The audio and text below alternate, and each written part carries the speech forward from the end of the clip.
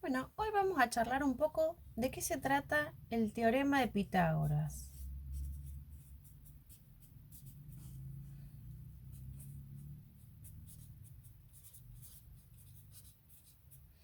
El teorema de Pitágoras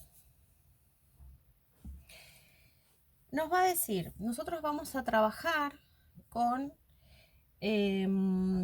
triángulos que sean rectángulos, ¿bien? Es decir, ¿qué característica tiene un triángulo rectángulo?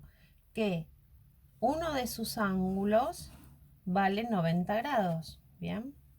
Entonces yo voy a hacer, por ejemplo, un triángulo rectángulo de esta forma, en donde le voy a poner letras a cada uno de los lados. Estos lados se llaman catetos, ¿bien? Le voy a poner letras. Generalmente se usa a la diagonal, a esta, como letra A. Le podemos poner en realidad la letra que querramos. Yo siempre intento cambiarle las letras para que no estemos usando siempre la misma A, pero bueno, la podemos llamar A. Lo van a encontrar en muchos libros o en muchos videos de YouTube como el cateto A. Bien, entonces, ¿qué me dice Pitágoras? Pitágoras me sirve para calcular alguno de los lados. Bien, acá yo voy a estar hablando de lados, ¿sí? Lados o catetos, los vamos a llamar.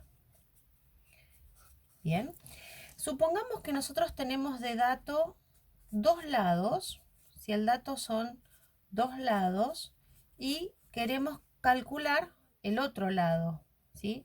El otro lado sería la incógnita. ¿Cómo vamos a calcular ese lado? Podría ser cualquiera de estos tres,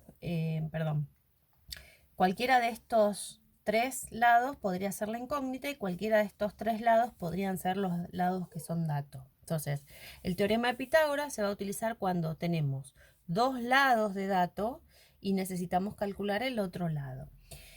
Pitágoras nos dice que el valor de la diagonal al cuadrado, es decir, a al cuadrado, es igual a la suma, ¿sí? Acá va a ir una suma, de los otros dos catetos o de los otros dos lados, también elevado al cuadrado, es decir, b al cuadrado más c al cuadrado. Esto nos plantea Pitágoras. Entonces, puede ser que los dos datos que tengamos sea el b y el c y nosotros querramos calcular esta diagonal. Puede ser que los datos que tengamos sean A y B y nosotros querramos calcular esta altura que tengo de este lado, ¿sí?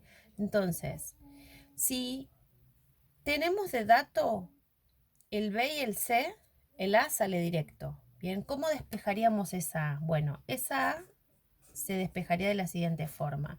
Esto que está como un exponente al cuadrado va a pasar para el otro lado como una raíz. Entonces, A va a ser igual a la raíz cuadrada de b al cuadrado más el cateto c al cuadrado. O sea, yo puedo despejar de esta fórmula, podría de esta manera calcular el valor de A.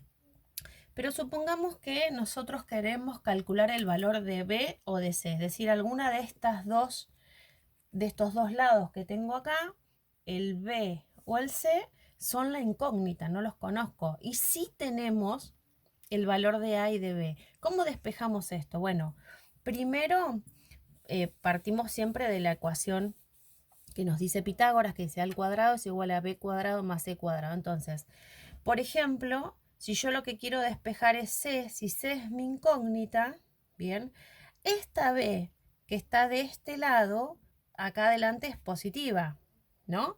Entonces va a pasar para el otro lado del igual restando. Entonces me va a quedar A cuadrado menos B cuadrado igual a C al cuadrado. Ahí despejé el valor de C al cuadrado, pero todavía no despejé C. Para que yo pueda despejar C, lo que tengo que hacer es ese exponente que está al cuadrado, este que está acá al cuadrado, lo tengo que pasar para el otro lado como una raíz también. Entonces me queda la raíz cuadrada de a al cuadrado menos b al cuadrado. Esto es lo mismo que decir c. Y ahí despeje c. ¿Qué pasa si tuviéramos que despejar de la misma ecuación o la fórmula de Pitágoras? ¿B al cuadrado? ¿O quiero despejar B? Bueno, quien pasa para el otro lado restando va a ser el otro cateto, que es el cateto C. Bien, eso me dice Pitágoras. ¿Para qué usamos Pitágoras entonces? Para triángulos rectángulos. Yo acá no lo marqué, pero el ángulo recto es el que forma 90 grados, lo voy a marcar acá, es el ángulo que tengo entre el cateto C y el cateto B. Bien, este ángulo que está acá lo marcamos de esta forma, eso me quiere decir que ese ángulo lo llamamos ángulo recto, ¿sí? O es lo mismo que decir un ángulo que tiene 90 grados. Bien. Para eso nosotros vamos a usar Pitágoras. Después puede pasar que tengamos estos mismos triángulos rectángulos, pero que en lugar de tener de dato los lados, ¿sí?, tengamos de dato algún ángulo. Para eso vamos a usar lo que sigue, que son las funciones trigonométricas, que son 3 que vamos a usar.